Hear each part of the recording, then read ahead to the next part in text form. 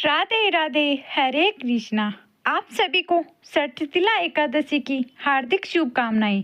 हर साल माघ महीने के कृष्ण पक्ष की एकादशी तिथि को सठतिला एकादशी का पावन व्रत रखा जाता है। यह तिथि भगवान विष्णु और गारस माता को समर्पित है। शास्त्रों के अनुसार इस दिन तिल का दान, तिल से स्नान, तिल का सेवन और तिल का उपटन, तिल से हवन और जल में तिल का प्रयोग करने से, इन 6 प्रकार से तिलों का प्रयोग करने से व्यक्ति के समस्त दुखों का अंत होता है। आज के दिन तिलों के इन 6 प्रकार से प्रयोग किए जाने के कारण ही इस एकादशी का नाम सठतिला पड़ा है।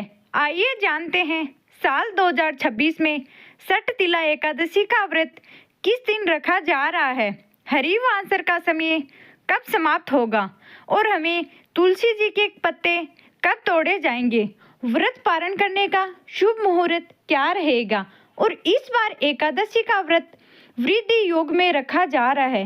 वृद्धि योग का क्या महत्व होता है, यह भी आप जानेंगे। इस बार एकादशी तिथि 13 जनवरी दिन मंगलवार को दोपहर 3:18 से शुरू होगी। एकादशी तिथि 14 जनवरी दिन बुधवार को शाम 5:53 पर समाप्त होगी। ऐसे में इस बार सठतिला एकादशी का व्रत केवल 14 जनवरी दिन बुधवार को ही रखा जाएगा।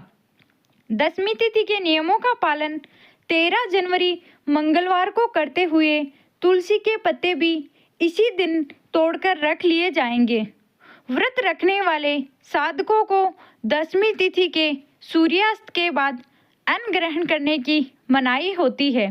14 जनवरी दिन बुधवार को ब्रह्म मुहूर्त सुबह 5:38 से 6:25 तक रहेगा। सूर्य उदय होगा सुबह 7:14 पर। सूर्यास्त का समय शाम 5:57 पर है। प्रातःकाल पूजा सुबह 5:54 से 7:15 तक कर सकते हैं। शाम की पूजा 5:45 से 7:06 तक की जा सकती है। इस दिन राहु काल दोपहर 12 बजे से 1:30 बजे तक रहेगा। इस दिन पूरा दिन ही अनुराधा नक्षत्र रहेगा। द्वादशी तिथि 14 जनवरी दिन बुधवार को शाम 5:54 से शुरू होगी और समाप्त होगी 15 जनवरी दिन गुरुवार को रात 8:16 पर। इसके बाद से त्रयोदशी तिथि लग जाएगी। 15 जनवरी गुरुवार को ब्रह्म मुहूर्त सुबह 5:37 से 6:25 तक होगा। सूर्य उदय होगा सुबह 7:14 पर। सूर्यास्त होगा शाम 5:57 पर। प्रातःकाल पूजा सुबह 5:54 से 7:15 तक कर सकते हैं। शाम की पूजा शाम 5:46 से 7:07 तक की जाएगी और इस दिन वृद्धि योग भी रहेगा, जो कि रात 8:37 तक रहने वाला है। वृद्धि योग जैसा कि इसका नाम ही है, इस योग में किए गए कार्य में वृद्धि होती है।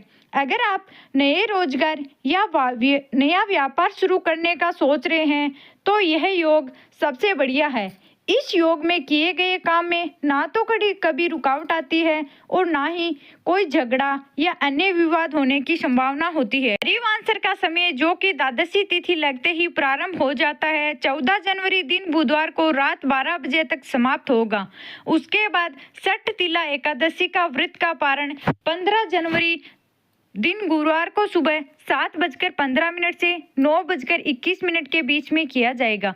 एकादशी का व्रत हमेशा निर्धारित शुभ मुहूर्त के अंदर ही खोलना चाहिए। एकादशी के दिन संभव हो तो व्रत रखने का संकल्प लेकर पूजा करें। दिन भर व्रत रखें। भगवान विष्णु को इस दिन चंदन का तिलक लगाकर काले और सफेद तिल का अर्पित करें।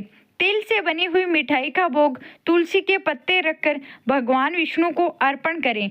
व्रत की कथा पढ़े या सुने, आरती उतारे, क्षमा याचना करें और एकादशी व्रत के नियमों के अनुसार इस दिन चावल का त्याग करना चाहिए। गृहस्थ लोगों को भी अन्न का सेवन करने की मनाही होती है, इसलिए फलाहार का सेवन सभी लोग कर सकते हैं।